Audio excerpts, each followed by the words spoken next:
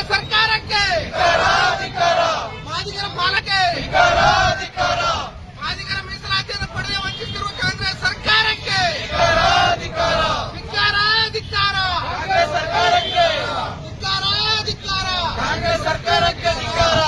ವಂಚಿಸಿರುವ ಕಾಂಗ್ರೆಸ್ ಸರ್ಕಾರಕ್ಕೆ